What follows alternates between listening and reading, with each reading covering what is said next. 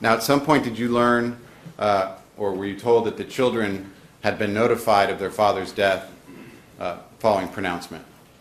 Yes, I was told. Okay. And did you then personally go to check on the children or see if there was any information you could provide?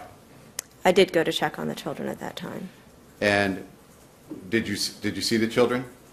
I did, yes. And what were they doing? They were crying. They were fairly hysterical, being comforted by someone who was referred to as their nurse. So at 12:57, you were acquainted with all of the details from the paramedics, and you formed the opinion at that time he was dead. Yes. And you wouldn't authorize a call to be made if you thought there was any chance of saving an individual, would you?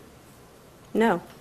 So at 12:57, you knew in this case nothing could be done. Based on the information I had, I felt a pronouncement of death in the field was appropriate at that time, yes. Okay.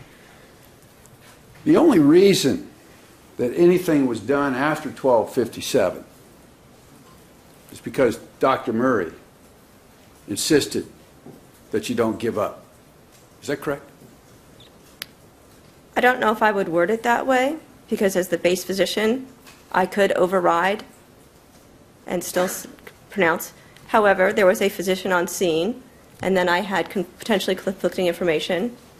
And so, yes, I did authorize and allow Dr. Murray to assume control and then bring the patient to the emergency department or the local emergency department. So, yes. But for Dr. Murray, he doesn't even get brought to UCLA Medical Center, does he? That would be a correct statement. Excuse? That would be a correct statement, yes. And you basically felt when Michael Jackson was brought in, everything was going to be futile anyway. Is that correct? My assessment when he arrived was that he was clinically dead. And given it had been now from the time that I had as the prior time arrest from the code in the base station form, it was about an hour, such that the resuscitation efforts would likely be futile, yes.